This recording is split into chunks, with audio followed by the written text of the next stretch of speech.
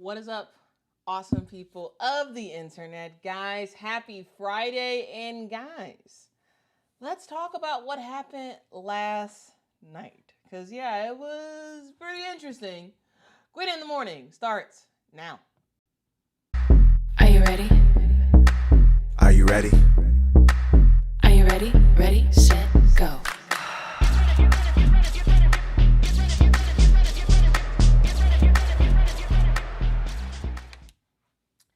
Get ready, get ready, get ready, get ready. Okay, guys, let's go through the games that happened yesterday because yeah. First, I'm gonna talk about the game that I was most excited about. And then we'll just sort of go down the line from there. Okay. First up, let's talk about what just generally what happened.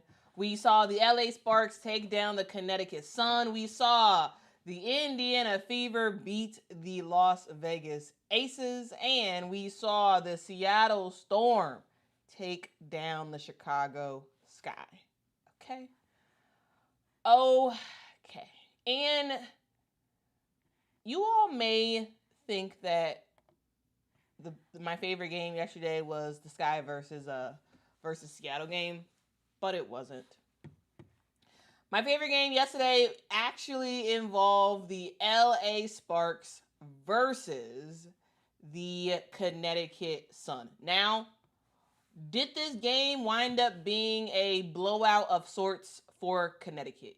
Yes, kind of. But they did show some offensive firepower that I appreciated. And I also liked just overall how the LA Sparks played. And so yeah. Anyway, let's get into the game.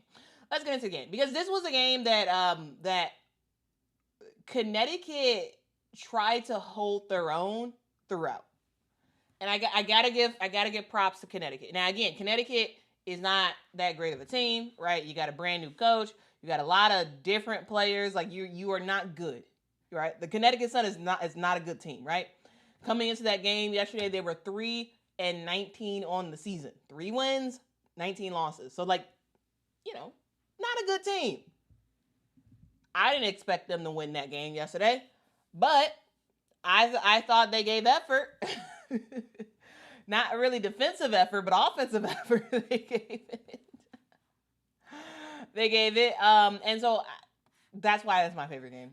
So again, 101 LA Sparks, 86 Connecticut Sun. As you can hear by the final score, it was just it was one of those games that was a high offensive type of game, especially in the second half for the LA Sparks. The thing I did like about Connecticut is that, one, Marina Mabrey's back. Okay, so that's a positive. Marina Mabrey has been out for weeks upon weeks due to injury, but she's back. She did play some limited minutes yesterday. She did come off the bench for the Connecticut Sun. Now, again, was she super rusty? Yes, she was, right? Like, Marina Mabrey did not come out there and start to dominate, right? Not at all. But I am happy to see that Marina's back, right? I am happy to see that she's back. I think that's really, really good to see. Because again, you never want to see players, especially like really, really talented players, you don't want to see them get hurt. Like that's not a fun thing to see. And she was out for a long time, and now she's finally back. So shout out to Marina Mabrey, who is back. But yesterday for the Connecticut Sun, I continue to really like the sort of 1-2 punch of Tina Charles and Olivia Nelson-Ododa. Yes, I'm going to talk about the LA Sparks in just a moment, but I did see some positives for the Connecticut Sun, and so I want to talk through those first before I talk about just their lack of defense. Okay, so for the Connecticut Sun, Tina Charles continues to do her thing. This woman is going to be retiring soon. And yet, and still, she is bringing in 24 points, 10 rebounds, doing her thing on the offensive end. The thing about Tina Charles that I love is, one, She can get to the rim at will. 2, she has a hook shot, really the only consistent hook shot scorer in the WNBA. And she can stretch the floor, knock down a 3 or 2 as well. Yesterday she just had 1 3, but you get what I'm saying. Tina Charles is someone who is redefining age, especially as a post, right? For her to continue to be towards the top of her game, it's just cool to see. It just really is cool to see. So shout out to Tina Charles, who had a double-double yesterday. And also, her partner in crime is Olivia Nelson-Ododa. Olivia Nelson-Ododa is really honing into her own. Again, this year she did get that starting nod because the Connecticut Sun is a different name, right? Olivia Nelson-Ododa has been with this team for a long time. And she had to play the background to Brianna Jones and Alyssa Thomas and DeWanna Bonner and whatnot. But now she's getting the starting nod. She is really efficient in the post, and she gives the team good numbers. She really does. 17 points for Olivia Nelson-Ododa yesterday. She was good. Bria Hartley, she got 2 techs, got ejected. But before she got ejected, she had 16 points. She's been bringing stuff on offense as well. And while Sanaya Rivers kind of struggled trying to get shots up, though she was getting fouled and got to the free throw line and made some free throws. But I want to see more from Sanaya. I want to see more from Layla Lakan, especially on the offensive end. I think those 2 players are really going to be key for this team. And overall, Tina Charles played well. Olivia Nelson-Ododa played well. On the offensive end, guys, I'm happy that Marina Mabry is back. And Bria Hartley showed some fire with her 2 techs and ejection. But yeah, I think that's about as good of positives I can give for the Connecticut Sun. Because again, while this team scored points, they once again, guys, struggled to play defense, which leads us straight to Kelsey Plum. Guys, yesterday, Kelsey Plum shot 10 of 15 from the field and dropped 30 points. 30 points, 6 assists for Kelsey Plum. KP was lighting it up. 3-pointers, she gas you. She can get to the rim. She do a little bit of everything. She was getting to her spots kind of at ease. And when it wasn't, she was getting fouled. And when she was getting fouled, she was making her free throws. Here's the deal, guys. Both of these teams, both the Connecticut Sun and the LA Sparks are in some ways better than their record shows. But when you have Kelsey Plum going off, especially early, dog, what you gonna do? And you pair that up with everybody else, because here's the deal. Okay, sure, Kelsey Plum can score 30 points and the LA Sparks can still lose. But what did they do? Not only did you get Kelsey Plum going, De'Erica Hamby and Azurá Stevens still 8. Right? De'Erica Hamby, crazy efficiency yesterday. 8 of 9 from the field. She ultimately finished with a double-double, 20 points, 11 rebounds. De'Erica Hamby was looking really good yesterday. She was looking really good yesterday on the offensive end. And that's one of those things where if Kelsey Plum is going off, you got De'Erica Hamby giving you 20, and you have Azurá Stevens giving you 17 points, 8 rebounds, 4 assists. Dog. LA Sparks are probably winning that game. Right? And I said it before. I'm gonna say it again. Now here's the deal. Here is the deal. sometimes players struggle. And when players struggle, it's up to other players to pick up the slack. Last night, Rickea Jackson struggled. 1 of 9 is a stat that I don't think I've ever seen from Rickea Jackson. Like, she struggled big time. Only 4 points. Like, not a good game for Rickea Jackson. But everybody else picked up the slack. Right? Everybody else picked up the slack. Right? And it was pretty awesome to see. Again, KP, 30. De'Erica, 20. Azare, 17. Julie Alleman, the part-time point guard, right? 12 points, 8 rebounds, 4 assists. Right? There was some really awesome positives from this team.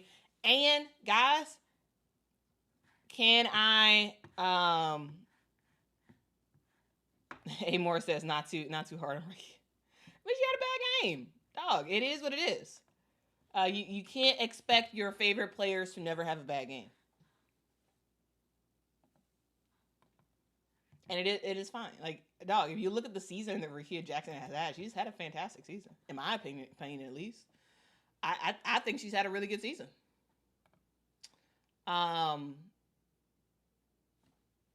But yeah, everybody has bad games. Right? She's averaging around 13-ish points a game, right? Around 40-something% shooting from the field. Like, I think she's having a good season. Just bad game. Bad offensive production yesterday. But the thing I want to talk about with this team actually involves, once again, the rookie. If y'all have been watching this channel for a length of time, you all probably know who I'm about to talk about.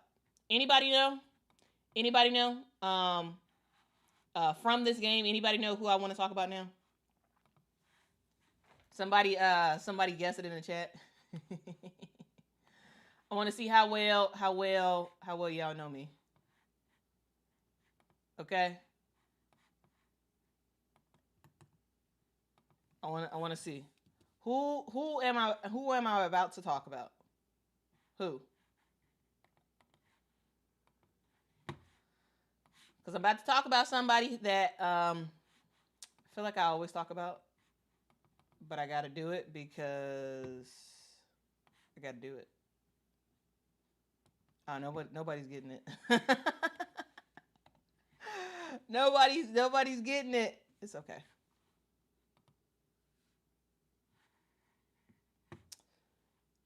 Tanya knows basketball and Tanya knows Quita. I'm about to talk about Sanaya Fagan.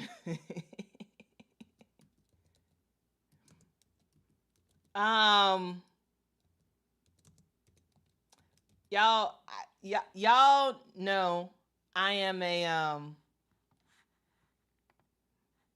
feel like every time Sanaya plays and she gets a block or something, I always talk about it because I always think it's fun. Y'all, yesterday Sanaya Fagan got a block in, what was it, the first quarter or first half or something like that? I believe it was Anissa Morrow who was going for a shot. And Sanaya Fagan was like, "Get that out of here. Get that out of here, man." And I tell you, I went wild. It was fun to see. Sanaya Fagan was like, no, not today. And I personally thought it was awesome. Okay, y'all know I'm a big fan of Sanaya Fagan, and I just love it. I just love to see it. It was fun to watch. So shout out to Sanaya Fagan. Yes, Sanaya. She doesn't actually score in this game. She barely plays in this game. However, she got herself a massive block. Shamika says Ray's face had me crying. Yeah, because Ray was like, dang. Man. El Kune says Cam Brink almost fell when she jumped off the bench. Like, it just, dog, it was fun to see. It was fun to see. Tisha says, I didn't watch the game, so I wasn't sure if Fagan even played. Tisha, do yourself a favor. Go on YouTube or Twitter or TikTok or whatever. Find the block and watch it. Find the block and watch it. I thought it was fun. And Dominique Malunga, we're going to get to her in a second. But I continue to enjoy watching, even though she gets limited minutes. Hey, Sanaya, keep doing your thing, girl. You working, and eventually more minutes will come. Okay? More minutes will come.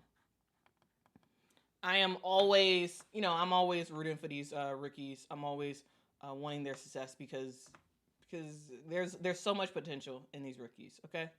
So much potential. All she needs to do is prove that she can not only be a defensive asset, but that she can be an offensive asset as well. That's what she needs to do, and needs to eventually know how to like really stretch the floor, because Lynn Roberts loves 3-point shooting. And so like if she can do that on a consistent basis in practice, hopefully she starts to get some significant minutes in games. But like the potential's there, in my opinion, at least. But my opinion is worth probably nothing. So anyway, Cam Brink is still out. Hopefully they said she'll be back. Well, initially they said she'd be back towards the end of this year, or end of this month. But I don't know. I don't know how confident I am in that. We'll see. All right, moving on to the next game, guys. And in this one, we have the Indiana Fever versus the Las Vegas Aces. In Indiana, this was the debut of... Actually, hold on. We got a super chat. We got 2 super chats, actually. Thank you so much, JM, for the super chat. Says, they said Angel Reese was overrated. Chicago needs Barbie. #Sky. Yeah, there are some people who said she was overrated, and I didn't really understand those people. And she's not overrated. Now. Has the Sky gotten blown out when Angel has played? Yes. Do I think the Sky would have got blown out to this extent if Angel was in? No, I don't. Especially if Angel, Ariel, and Michaela were in. Could they still have gotten blown out? Yes, but probably not to that extent. And yeah, I think just a lot of people, they didn't want Angel to be good. And so they just blindly was like, she sucks. She's this, she's that. Not actually watching the actual games, or they just look at the field goals, and they're like, oh, she's so inefficient. And yeah, she is. She needs to work on that, and she's working on it. Look at her efficiency recently, right? But even with that being said, she was still a really, really top post player in the WNBA.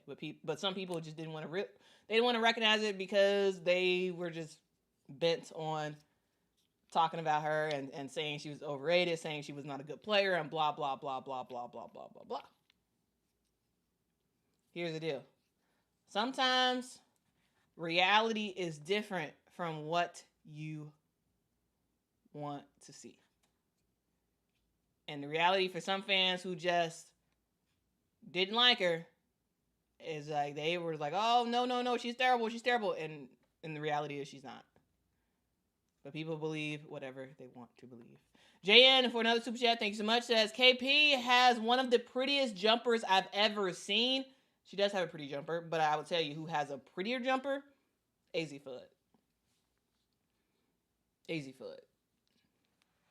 She has the prettiest jumper of course, anybody in college, but I would also say probably anybody in the WNBA. It's a fantastic jumper. I love to watch her shoot because it's so nice. It's so nice. Okay? It's so nice. All right, anyway, Anyway, let's get on to the game yesterday. And the Stranger Things theme was fire. It absolutely was fire. Yeah, crank that. Yeah, it was absolutely fire. It was absolutely fire. Donibai, I think, says Tosh was a key factor in that Fever victory. Yeah. Here's another reality. There are some who like to act like Natasha Howard is trash, or she's washed, or she's not a good player, and yada, yada, yada. But again, sometimes reality is different from what you think reality is. Okay?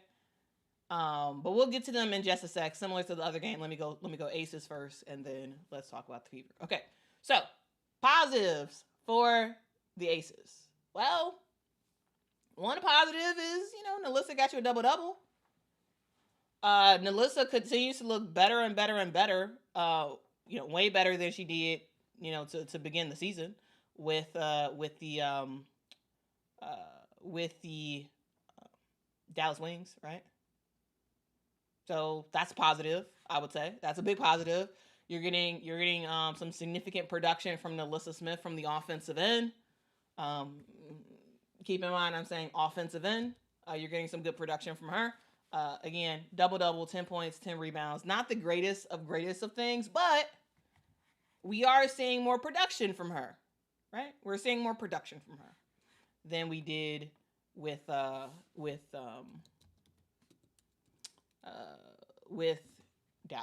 So that's something. Okay. All right. Next up. Well, Asia Wilson's Asia Wilson. Now, yes, did she get away with some fouls? Yes. Does it seem like she's more upset when she plays against Aaliyah Boston? Yes, it does seem that way. But Asia, still generated some points, right? 20 points for Asia Wilson. Surprised that she did not get a double-double in yesterday's game. And Jackie Young made some buckets, got you 19 points. Honestly, that's about as much positives as I can possibly say about the Aces, right? That's about as positive as I can go. Okay? I'm not really sure how much more positive I can go. Because with the Aces yesterday, we saw the Aces is just bad. They were just bad. Okay? They were bad. I'm talking turnovers at bad times, including from Asia. I'm talking a team that defensively, especially around the perimeter, were suspect. Especially that dagger when they were down. And what were the Aces down, like 5? Like barely any time left on the score. The Aces needed to get the ball, but they allowed Ari McDonald to hit a dagger of a shot. Right? So not only do you get some ill-timed turnovers, you also just don't do enough on the defensive end around the perimeter, guys. Around the perimeter. And if you're going to allow 11 three-pointers, you got to make some yourself. And unfortunately, guys, for the Aces, they could not knock down threes. They couldn't. Also, the offense is still not totally gelling. Right? At some point, the Aces, I'm talking about Becky Hammond, while she's frustrated on the bench, with her skull jacket and walking off like and just upset and mad and blah blah blah blah blah blah blah blah blah. Even though that's the case and she's upset, change the lineup.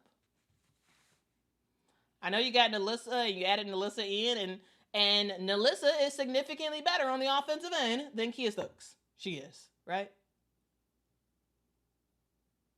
Right? Good change in the lineup to bring in, to not only bring in Nalissa Smith, but to have her start. Makes more sense. Now, at some point, the Aces have to make a decision. And to me, the decision should be that Jewell Lloyd comes off the bench. I know you are paying Jewell Lloyd a lot of money. I know at one point she was leading the league in points per game. I know all of that. But at some point, you got to just say, you know what? Let's do something different. At some point, you got to do it. And you may be like, okay, well, who in the world are you putting in her place? Well, even though she missed all her shots yesterday, I would put Dana Evans in the starting lineup. That's who I would put. That's who I would put. I think put Dana in the starting lineup and bring Jewell Lloyd off the bench and hope that maybe coming off the bench will be embarrassing enough for Jewell Lloyd to get herself together, right? And I actually think that Dana would actually fit well with the starting lineup. Yes, Dana's best position in the WNBA is a six woman. Yes, in my opinion. I think Dana is generally better coming off the bench than starting. However, I think Dana would be a better starter than Jewell Lloyd. Okay? So at this point, you have to have Jewell Lloyd come off the bench.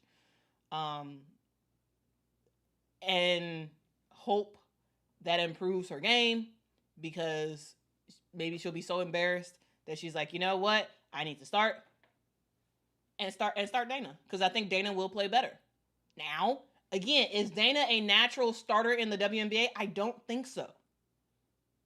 However, I think she's the best starter for this team in relation to Jewell Lloyd. And so, at some point, you got to do it. Will they do it?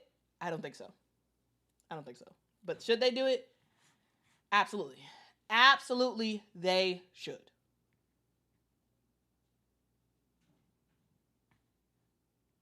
Absolutely, they should. Rotu says, Quita, I agree. Dana should start. Davey says, Quita hates Jewell. I'm telling you, some people are probably saying that, and they're serious. But like I'm a huge Jewell fan. I've been a big giant Jewell fan since she was since like right before she went to college. Right? She was a known player in the Chicagoland area, right? Everybody knew how good Jewell Lloyd was, right? We all knew that Jewell Lloyd was like one of those special type of players that was going to wind up doing amazing things, right? She went to Notre Dame. She was a really good player, right? Decided to leave college early, get drafted number 1 from in the WNBA. Again, not as a Jewell Lloyd did not like go through her full college experience. She left a year early, right? And like it was like one of those things like, go ahead, do your thing, girl, become a professional early because we know you can do it. She joined the Seattle Storm team, the Storm team that had the likes of Sue Bird, right? Eventually had the likes of Breanna Stewart, right? And those 3 did a whole bunch of great stuff for Seattle, right? And then when they surely left, it was Jewell Lloyd's team, and Jewell Lloyd tried her best to carry that Seattle Storm team as best as she could, right? She did it solo. Then she got some help with Skylar and Nneka last year. It didn't work out for whatever reason. It did not work out. You all know I covered the the lawsuit and all that stuff, it didn't work out. Jewel Lloyd needed to leave, and it was like, okay, let's go to the Las Vegas Aces. And dog, well, it hasn't been a good time at all. It hasn't been. It has not been a good time this year. She fell off. Ghost, Ghost, yeah, I gotta agree with you. Says Jewel Lloyd fell off so much, feels like she's coasting on her reputation or something. I don't know. I mean, she definitely fell off. Like, it just, even Jewel last year was not the normal Jewel. Now, I chalked that up to maybe it's Skylar and NECA that she just can't play with, and maybe that's the issue. And her going to the Aces is gonna fix everything. Clearly, it didn't. Clearly, there's something else. Does she necessarily fit the Las Vegas Aces playing style? No, but she could learn it. You know what I'm saying? She can learn it. She's still young enough where she can learn how to play with the Aces and learn how to make stuff happen, right?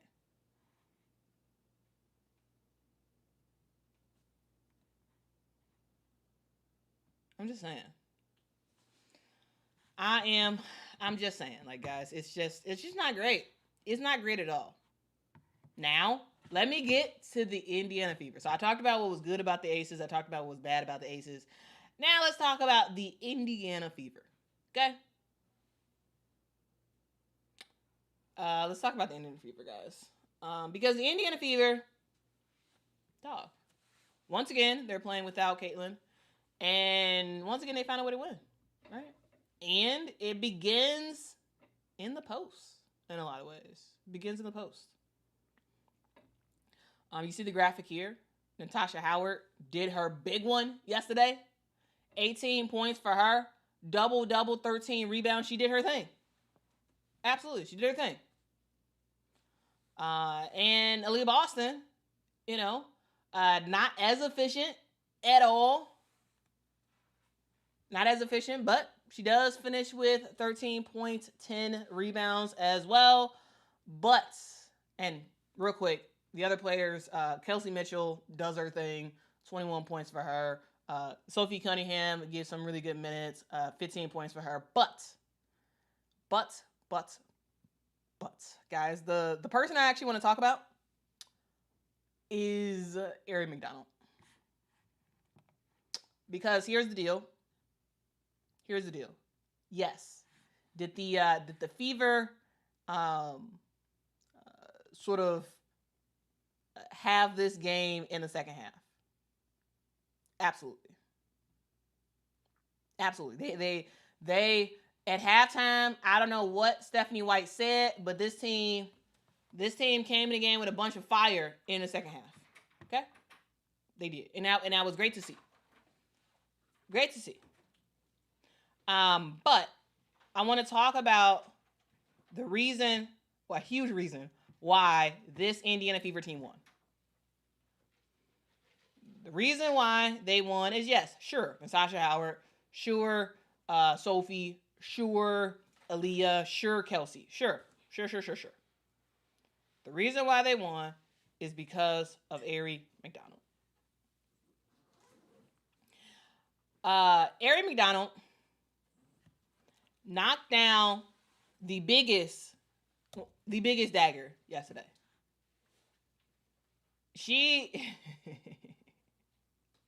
It's one of those things where it's like you can use their phrase. Their phrase is like, now you know, right? Now you know that if you didn't know before, now you know that Ari McDonald is that girl. Yesterday, there was like less than 40 seconds left to go. Again, the Fever are up by 5 points. But there's around 40 seconds left. So all the Aces have to do is get a stop, and now you can play. Now you can play, and now you can make some stuff happen. Ari McDonald has the basketball. All the players for the Fever are like dropped. They're dropped, right? She has the ball, and everybody is significantly below the free throw line. Now, must have been drawn up play. Looked good. That looked like they've been practicing that for a while.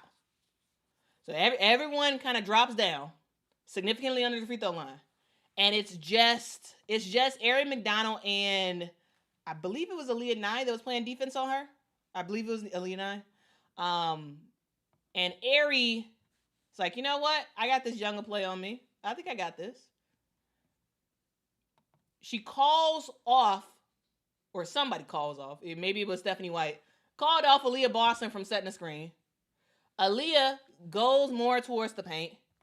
Then Ari McDonald steps in, cross step back to the right, drains the shot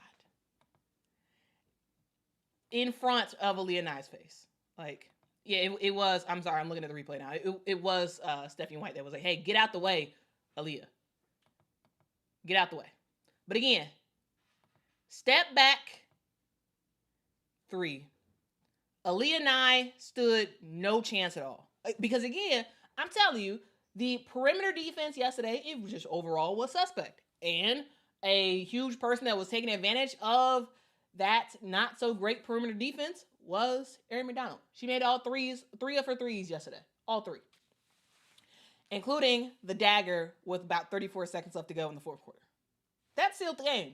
It was over from there. It was basically over from there. And I got to talk about it because here's the thing. I love when players overcome adversity and then we see them balling. Right? And that's Ari McDonald. So yes, sure. Did Kelsey Mitchell help to carry this team? Absolutely. Absolutely. But the thing I love the most is when you overcome setbacks. You overcome things. And for Ari McDonald, remember guys, she was not signed to a team to start the season. She wasn't. And the fact that she found her way on a hardship, then found her way to showing her value so much so that the Fever ended up actually just signing her for the rest of the season. It's important. It says a lot. And personally, I love it. I love to see it. I love to see it. It truly is amazing. Ghost, thanks so much for the super chat. Says more Quita shot reenactments. Yeah, I'll try to do more of it. Because, yeah, I thought that was really fun. Really fun.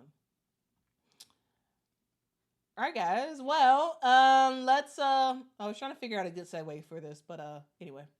So, again, the Indiana Fever, once again, for the second time in a row, takes down the Las Vegas Aces 80-70.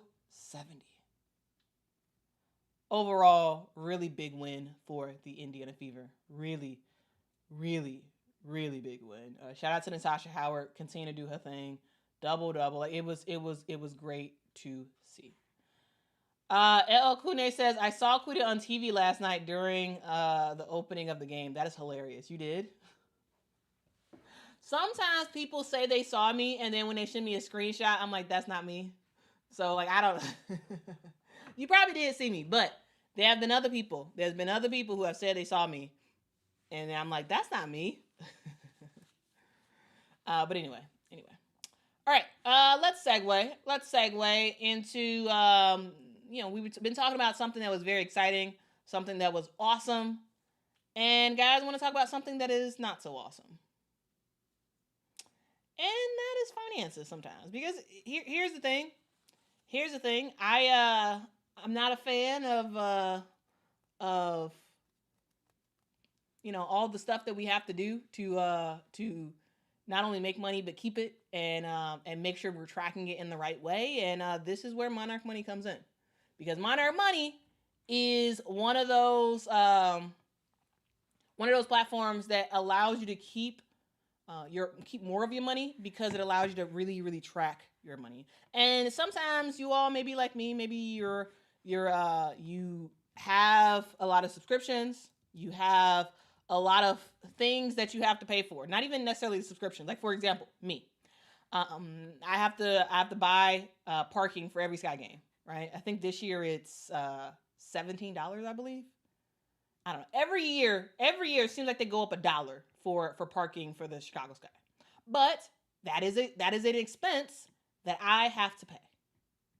I have to pay it every single game, and so it's one of those things that like it's an expense that like sometimes I forget about, because I've already bought my tickets for the season, and I'm like, okay, I'm good. Let me go to the game, and then I was like, oh, I forgot, I gotta pay for parking, and sometimes all of that stuff really adds up, and it's hard to remember. Okay, well, here's how much I have left because I have parking because the Sky have 5 home games in the next 2 weeks, and so I have to make sure I have parking for all those games and blah blah blah. But Monarch Money can come in to help with that, because whatever you spend your money on, Monarch allows you to be able to track it and see it in a easy to see way where you can easily see where all your stuff goes, and it's easier. How many times can I say easy in this one? It's easier to just sort of be able to future plan when you know what's coming out, when, and you can just kind of track it better. So Monarch Money really does make it very, very simple to keep control of your money because it acts as your own personal CFO and puts all of your accounts, your credit cards, your investments, all into one clean, easy to use dashboard. You see where your money is actually going. You can set real goals, and you can start building the life that you want with no more guessing, no more stressing. It's not just another budgeting app. It's not. Monarch was named the Wall Street Journal's best budget app of 2025, which is, I think that's a really awesome stat. Also, Monarch Money has over 30,000 5-star reviews. The reason why is because it actually works and people actually love it. So, if you're ready to take control of your finances, start today with monarchmoney.com. Use my code Quita, Quita, at monarchmoney.com and get 50% off of your first year. That is half off just going to monarchmoney.com and using code Quita. All right. Let's move on to the other game that happened yesterday, and that is the Chicago Sky versus the Seattle Storm, where the Seattle Storm blew the doors off at Wintrust Arena and dominated, guys. Totally dominated, guys, in the game yesterday. Again, guys, the Storm beat the Chicago Sky. Guys, the final score in that game was Chicago 57, Storm 97. 95, I'm sorry, 95.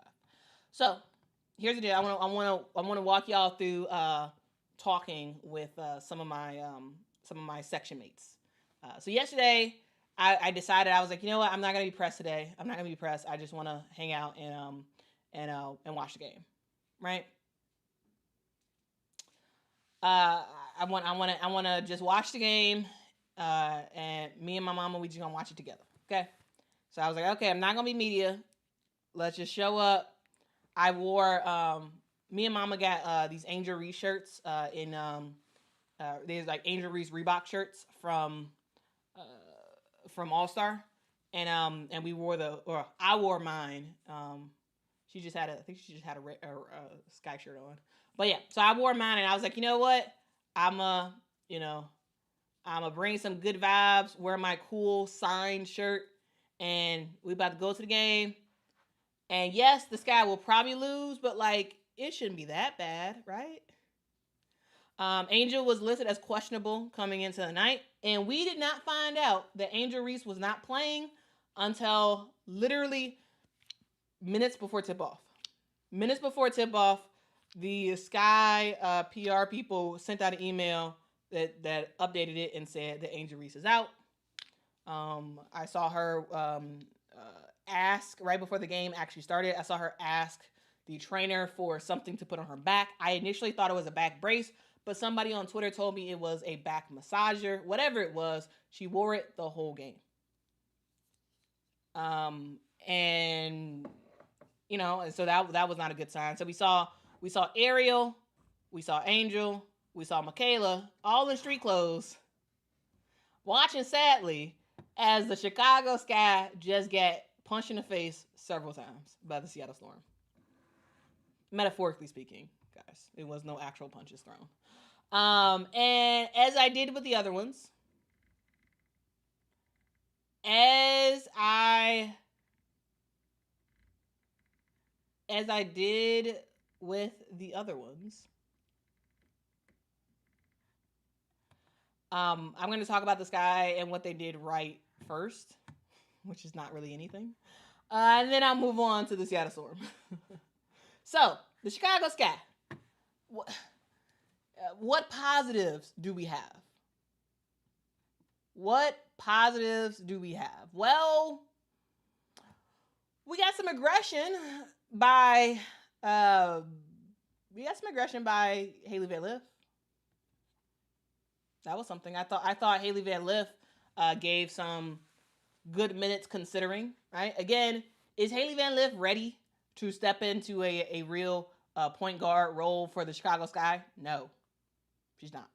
But she's trying her best to hustle, right? The one thing that you have to say about Hailey is that she gives effort, right? She gives effort when she's on the court. And so I think that's a positive.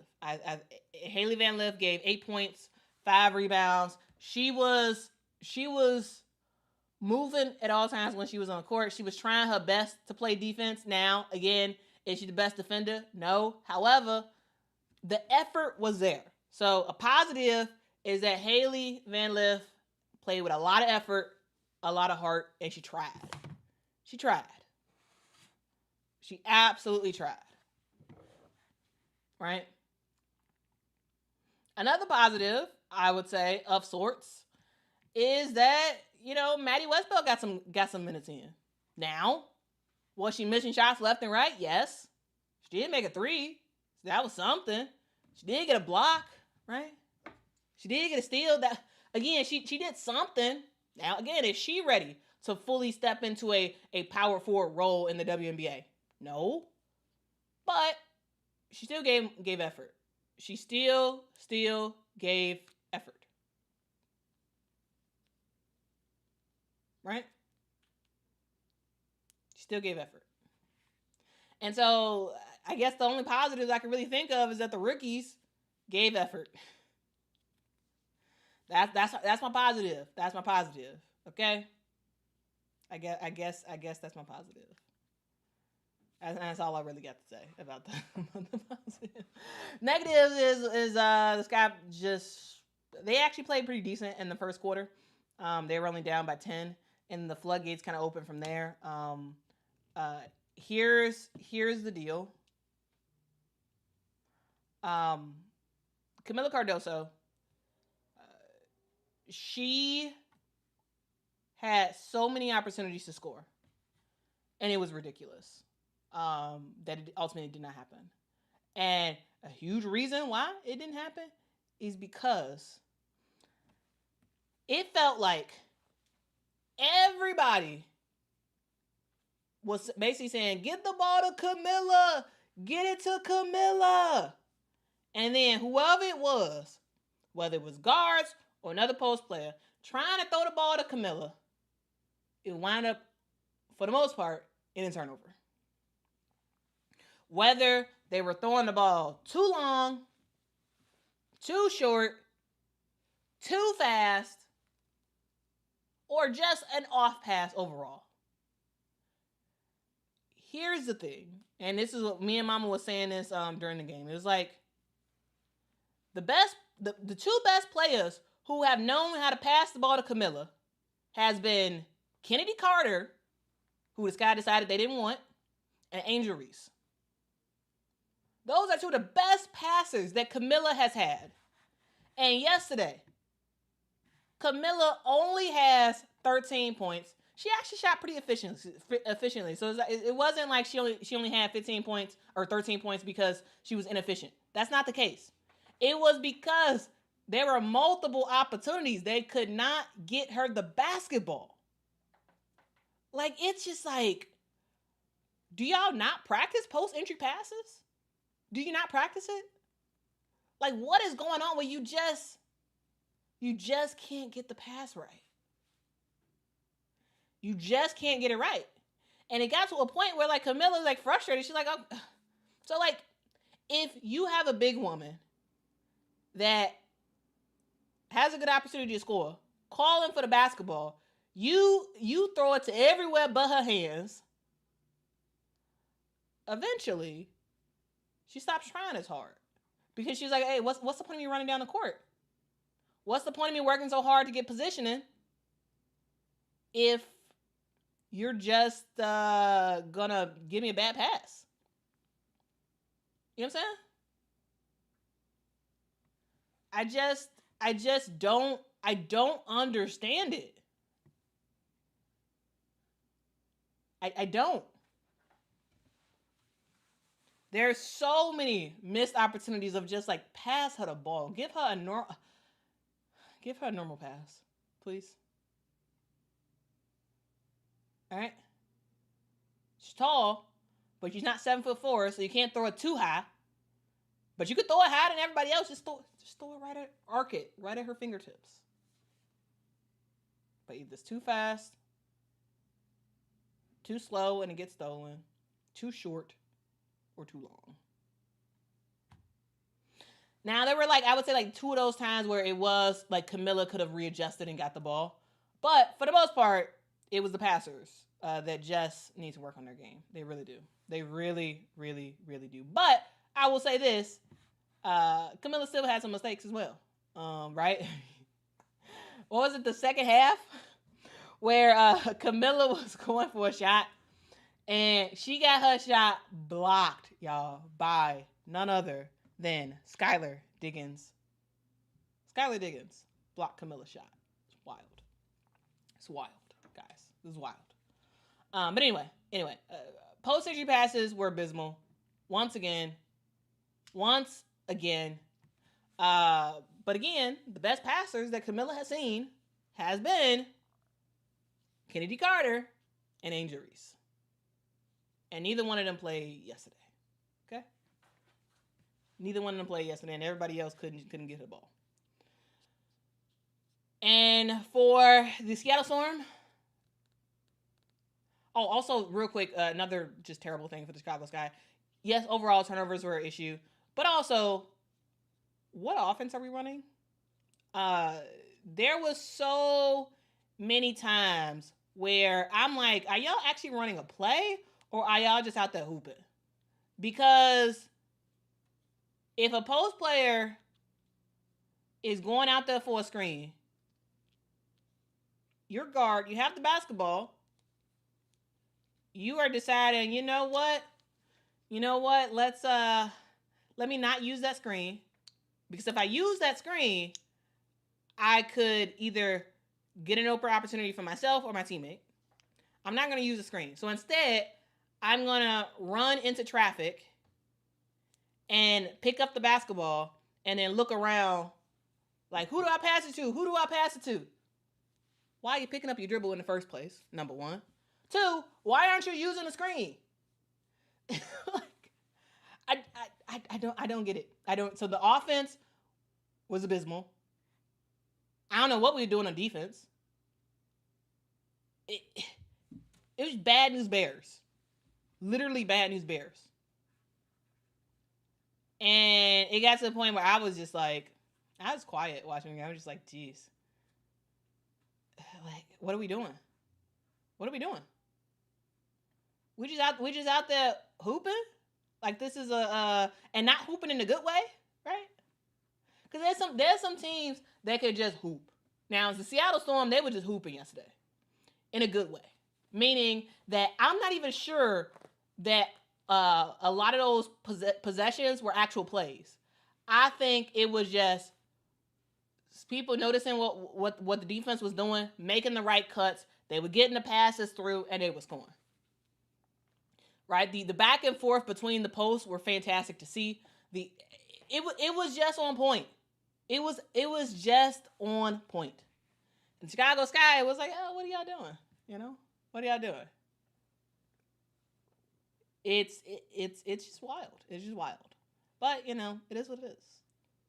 It is what it is, and what it is the Seattle Storm that was just fire again. Seattle Storm were fun to watch yesterday. They really were. Now, yes, my team lost, sure, but like the Seattle Storm, y'all,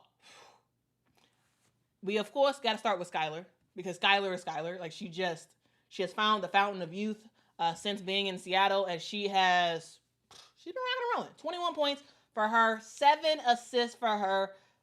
Seven rebounds for her. 3 assists for her. For Skylar, Skylar was great. She was, and she was talking that trash too. She was trash talking them, which was hilarious. But anyway, so Skylar played great. We saw Gabby Williams once again have a great game.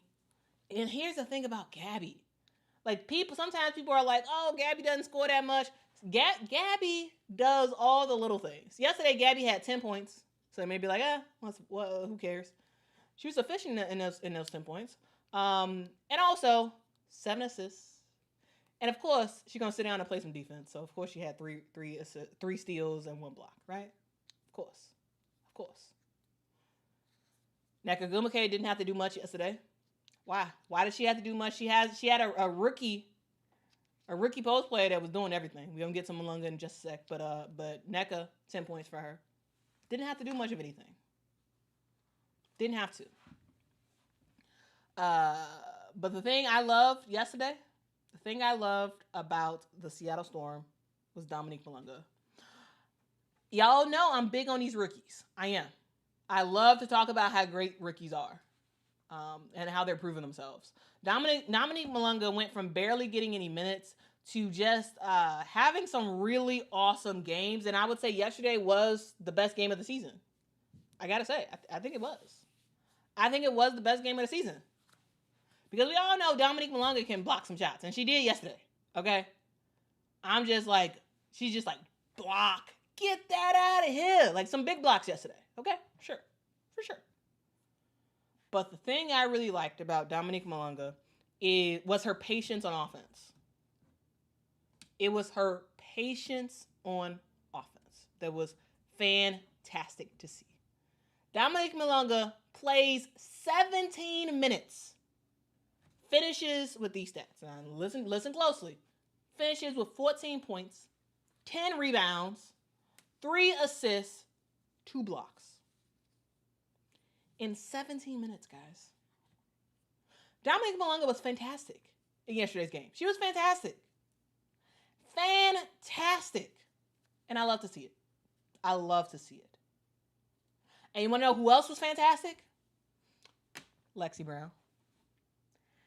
I told one of the people near me, I was like, you know it's bad when you got Lexi Brown cooking you. Lexi Brown came into this game in the second half and just torched the Chicago Sky. Torched. I mean, torched so bad, it was embarrassing. But hey, shout out to Lexi Brown, though. Shout out to her. She has been going through a lot health-wise, and it was really cool to see her have the game that she had yesterday. It was very, very cool to see her do her thing. So again, Lexi Brown, go ahead and do your thing. Go ahead and that was your night yesterday to play your big game of the season against your former team, the Chicago Sky. Lexi Brown, 5 of 5 from the field. 5 of 5, guys. She didn't miss. She didn't miss, y'all. Like it was to the point when she scored, I just started laughing. It's just like, dang. Lexi, don't cook us this bad. 12 points for Lexi Brown. She hit both of her threes. 5 of 5 ultimately from the field. Like it was pretty pretty awesome to see. It was awesome. And so again, shout out to Lexi Brown, man. Shout out to Lexi. Shout out to Skylar. Shout out to Dominique Malunga. Yeah, those are my 3 favorite players yesterday. My 3 favorite players. They did their thing yesterday. Now again, yeah, sure, the Sky is my favorite team. Of course, I want the Sky to win the games they play. However, hey, I'm a fan of women's hoops more than I'm a fan of the Chicago Sky. And it was terrible to watch the Chicago Sky play yesterday, but it was fantastic to watch the Seattle Storm play. It's fantastic because it's the ball movement for me, and the fact that when they made a mistake, it didn't compound. The Chicago Sky, they have an issue when they make a mistake, they get frustrated, and then it makes more mistakes. But for the Seattle Storm, what we saw was, yeah, sure, they may get a turnover, they may miss a bad shot or whatever, but they get back and they try their best to win it back, and it doesn't compound. And also the thing I love is just their off-ball movement. There's a significant amount of off-ball movement when the Seattle Storm play. A significant amount. And they're always looking for the cutter. Always. Always. Somebody's doing something on the offense. Right? And it was good to see. It was good to see them sort of do their thing. Now, the problem with the Seattle Storm is they're not consistently like this. They're not consistently like that. That's the issue with them. Right? The Seattle Storm is one of those teams that, like, can absolutely dominate against the Chicago Sky and then lose against the Washington Mystics. Right? Lose against the Dallas Wings. Right? That's the problem with Seattle. And that's why Seattle is severely suspect coming into the playoffs. Because talent-wise, they got it. They don't have consistency. They don't. Game upon game, they don't have it. Now, yesterday, they were fantastic. Fantastic. The problem is it doesn't continue into other games. And so that's something that Noel Quinn and team still has to work on. You have to figure that out because you got a good squad. You got a really good squad. But night in and night out, can you consistently get wins? It's a huge question mark. That is a huge, huge, huge question mark. All right. Now let's get to y'all super chats.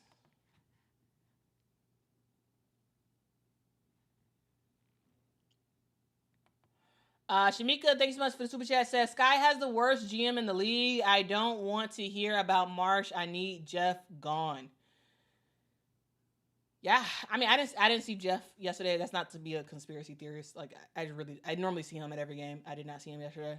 He's probably there. Maybe he just was in the background or something. I don't know. But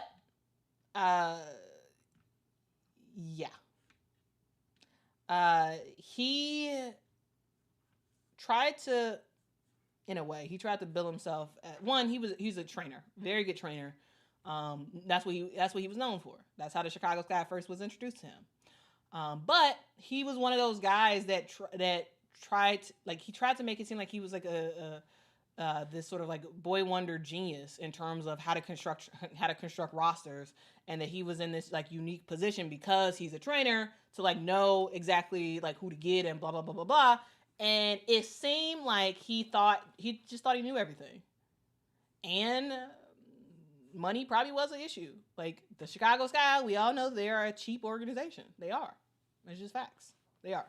They're not owned by billionaires. They're owned by a group of millionaires, and they're not as easy to spend money. And so, do I think part of why Jeff Pagliacca got the job that he got was because it was significantly, probably speculation. It was probably cheaper to get him as the GM than it was to pay somebody else who had a ton of experience as a GM. That's possible. That's very possible, right? that could absolutely be a thing. And he was like, oh, I know what to do. I know what to do. Let me mix and match. Let me create the teams that I want to make. And now it's like, dude, what were you doing? I thought you were a genius. I thought you knew. I thought you knew more than everybody else. I thought you were so smart. And it's like, what are we doing? What are we? Okay. What are we doing?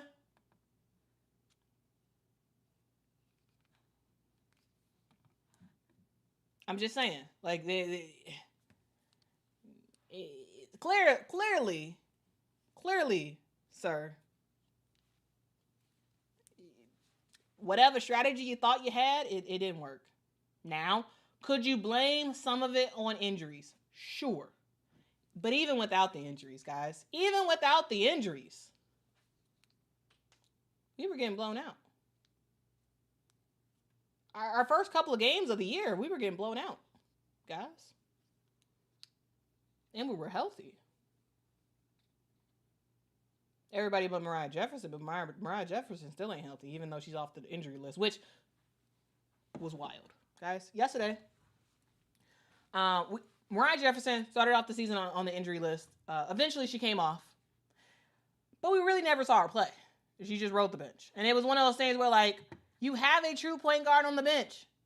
Why aren't you playing her? Why isn't Mariah Jefferson getting some minutes? If she's healthy, why isn't she playing? That was a thing that I personally was saying. That was a thing that other people were saying. But guys, when I tell you, yesterday I was flabbergasted.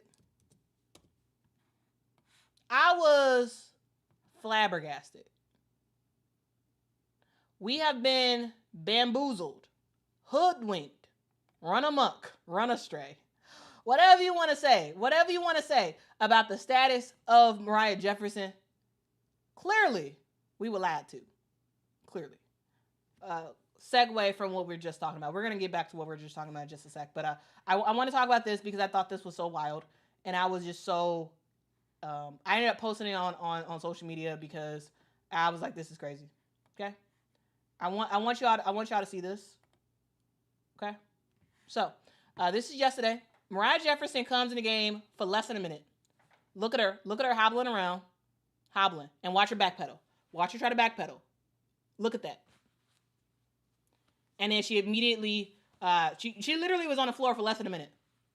And then she was immediately gone.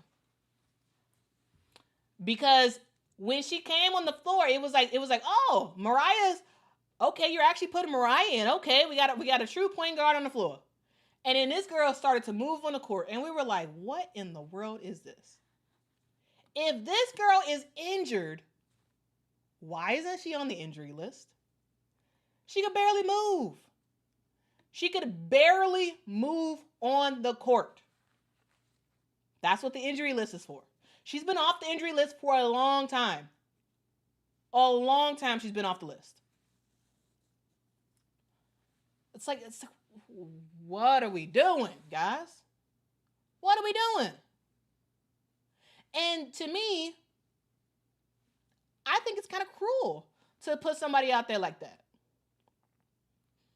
Clearly, you had to know she was hurt. Because if she is moving like this on the court during the game, she had to have been moving the same way in practice. You mean to tell me that no one knew? No one knew she was like this? And actually, I wish after the game was over, I did wish that I ended up going as press, because I need to ask that question. Somebody needs to ask that question. Why did Mariah Jefferson play? If Mariah Jefferson is hurt, why is she not on the injury list? Why?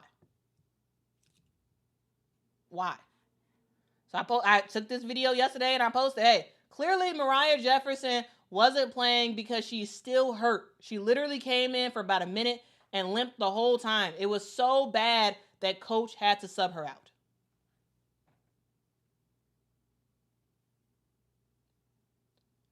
Because I was watching her play and I was just like, I need to take my phone out. I need to record this. I need to record this for people to actually see how bad her movement was yesterday.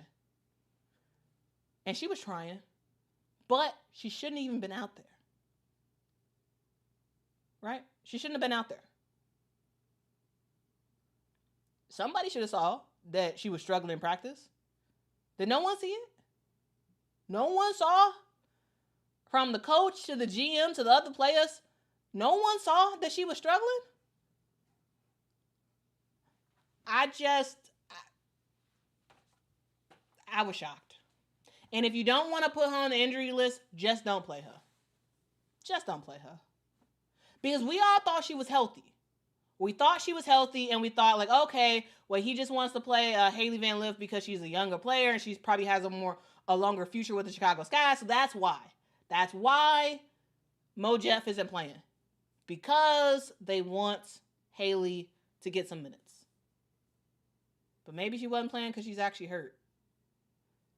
So if she's hurt, why did she play yesterday? For less than a minute. Questions upon questions. And for those who are saying, like, oh, get rid of Mariah Jefferson, they can't. Mariah Jefferson is... she's on a guaranteed contract, right? She was a part of the Connecticut Sun deal last year when we traded Marina Mabrey to the Sun. So she's on the team regardless. But my thing is, if someone's hurt, put them on the injury list.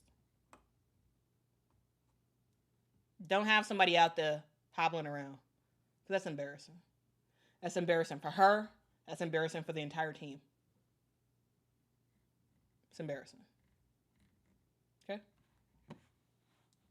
Gotta say that. I gotta say that, okay? All right. Now back to just general talk about the Chicago Sky. It's just not great. It's just not great. The Sky were voted the worst team in the league, or worst ran team in the league for a reason. It is what it is.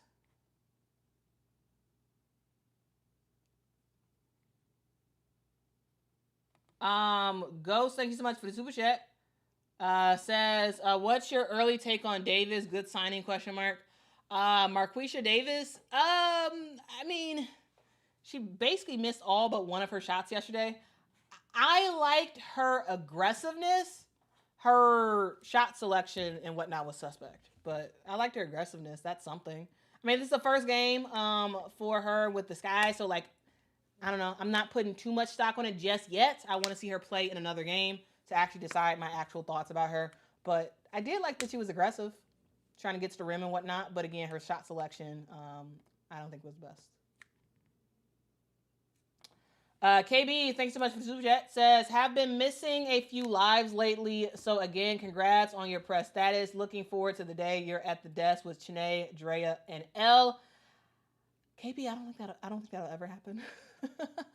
But wherever I land, if I ever land anywhere, it will be very, very fun. Okay. All right. It will be very, very fun. So again, thank y'all so much for y'all support. I make these videos. I do these live streams because I find it fun, and because I love just talking about the game. And I love that we can talk about the game together. Okay. But yeah, it'd be really cool. Like I saw them at All Star, but like when I saw them, they were prepping for like their live their live show stuff, and so I didn't get a chance to like say anything to them. But like I would love to just talk to them at some point to figure out like to like understand how that stuff is made, because like this is like my channel and my show is like I'm a one-man band, like I do everything. But how do those shows actually work? Like are they deciding like before break? Okay, here's what we're gonna do. You're gonna say this, and I'm gonna say this, and like I just want to know the nuts and bolts of how that stuff works. Eventually, I would love to just sort of be a fly on the wall to just sort of understand how like real sports shows work. And so, yeah. That is a thing that I would love to ask of really anybody who actually does a real like TV network show, to like how exactly everything is made, because yeah, again, it's just me, and so I just do everything myself, and there's a certain way I do stuff, but I want to see how other people do stuff as well. All right, thank you so much, Ghost, for the other super chat. Appreciate it. Says all with Horston Mule injured Storm 2026 champs? Question mark. I don't think so. I mean, Nika Mule barely played last year but even before she got hurt. And Jordan Horston, yes, Jordan Horston was starting to hone into her own, and so that was a loss. Absolutely, that was a loss. I don't know if they're the 2026 champs, because here's the deal. Basically 80% of the WNBA is a free agent coming into 2026. And so I think this is one of those situations where none of us can make any real predictions about anything in 2026 until we figure out free agency. Because with around 80% as a free agent, I don't know, man. Like I think everything's up for grabs in 2026. Everything. Again, thanks so much, Ghost, for the super chat. Says first source in-game video, good reporting. Q. Thank you. And here's a benefit of, so yeah, I need to get press credentials for every single Sky game, and two, I also think I still need to sit in my current seat, because if I would have sat where the media sat at, which is I would not have seen Mariah Jefferson hobbling like that. And I think part of the reason why I don't think there was a question around Mariah Jefferson and her apparent injury. I think part of the reason why is because the media didn't really see it, because it was on the opposite end, and the media don't sit on that end. I saw it because literally she was hobbling right in front of me, and so like maybe I need to apply for press credentials for every game, but still sit in my paid seat, so I could see, because again, I'm right behind the bench, and so I can see what's happening on the bench. I could see, what's going on closer than I would if I sat in the press seats. So I think that may be what I do.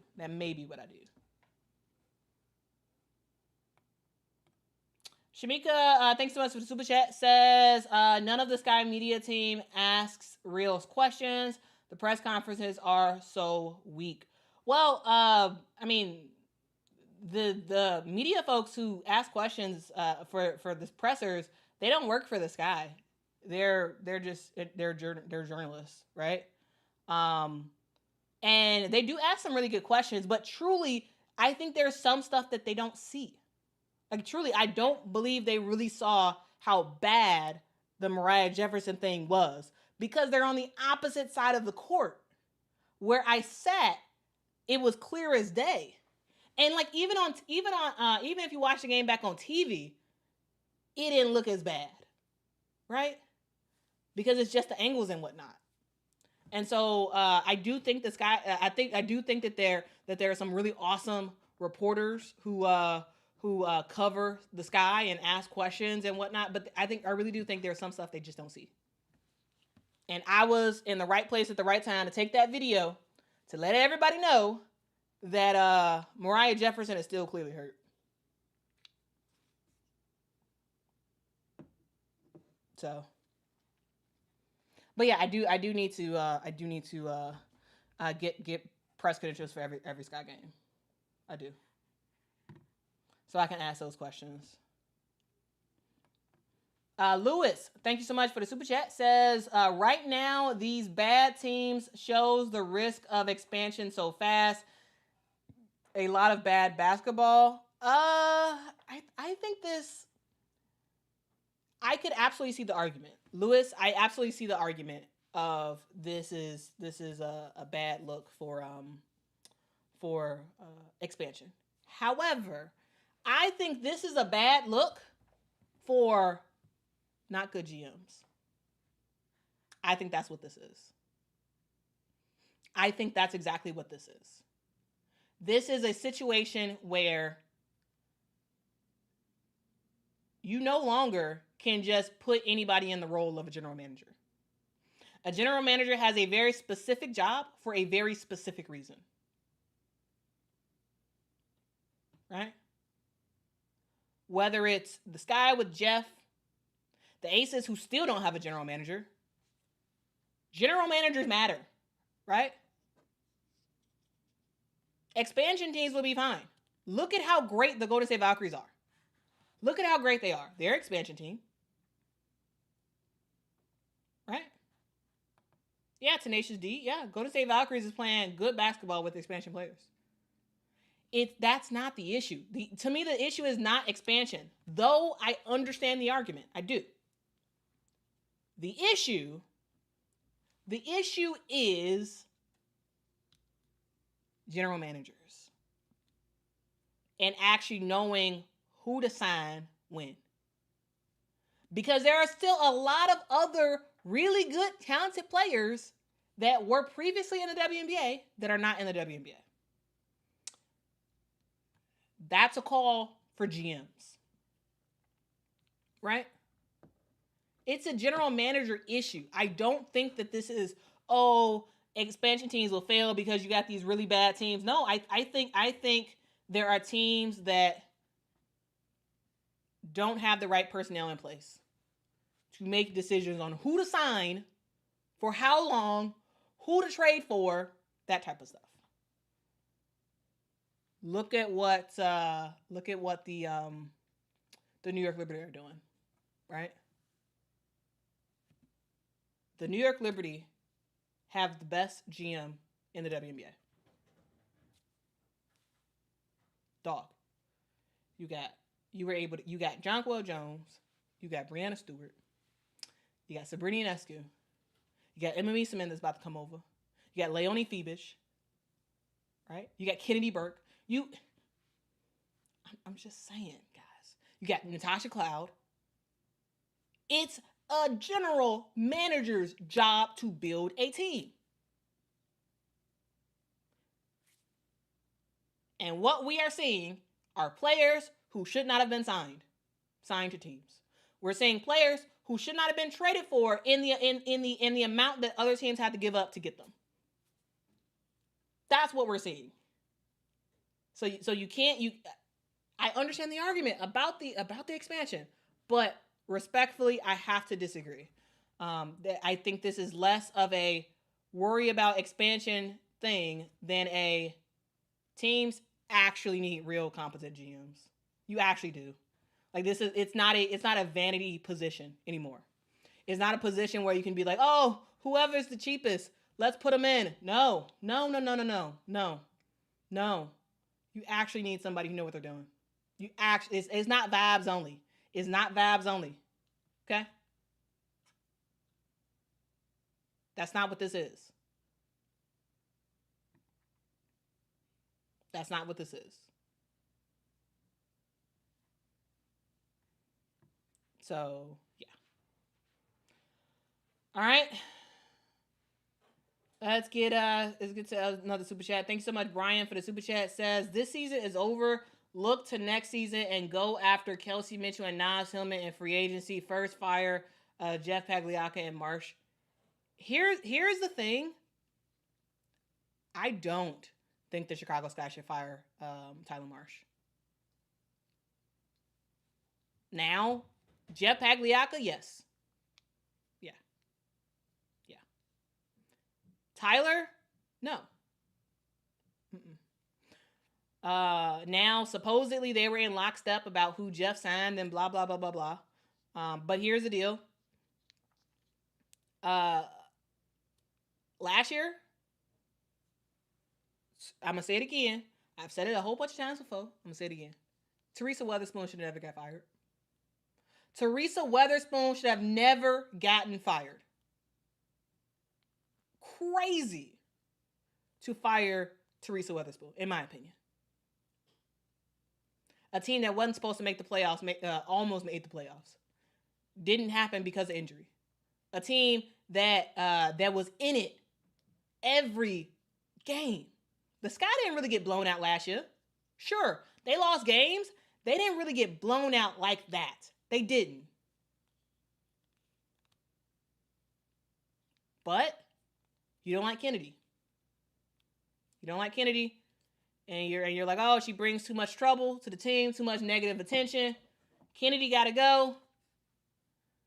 And Teresa, you got to go too. That was stupid. The team sided with Jeff Pagliacca, a GM that a trainer turned GM that they hired after they hired Teresa Weatherspoon. They said they had all the confidence in the world about Teresa Weatherspoon. You had Kalia Copper at the press conference. You had Nadia Rawlinson, sort of like the spokesperson for the Chicago Sky, who was like, we love Teresa Weatherspoon. She has such a great pedigree and blah, blah, blah, blah, blah. She's going to take us to the next level. You said all that. And then you fire her the next year. And then we find out that you barely interviewed anybody for the position. When you hired Teresa Weatherspoon and you was like, she's our number one choice. And we did a big search and she was the best candidate.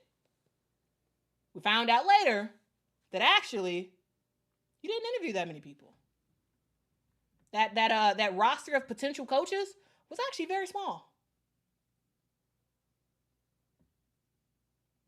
But yet and still, I thought you made a good hire in Teresa Weatherspoon. But you get rid of her. Right? Sky didn't have a great roster last year. They didn't. But they found ways to win. They found ways to be competitive. So you get rid of Teresa Weatherspoon. Okay. You're sticking with Jeff Pagliacca. Okay.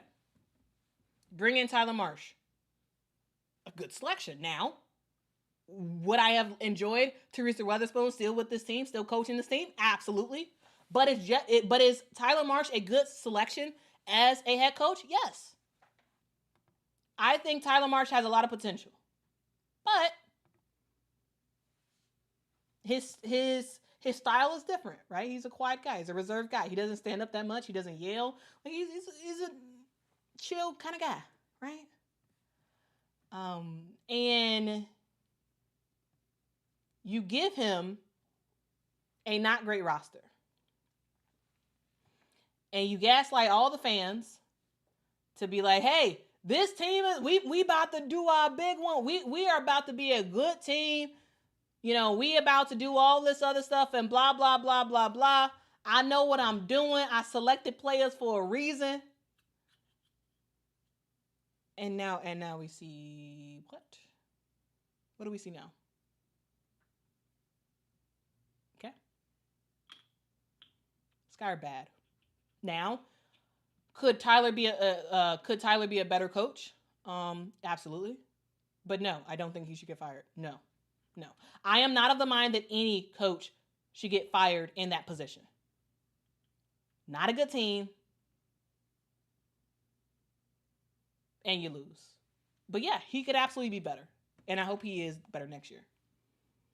But I think this is more of a GM issue than a coaching issue. I do. Yeah. I think it's more of a GM thing than a coaching thing.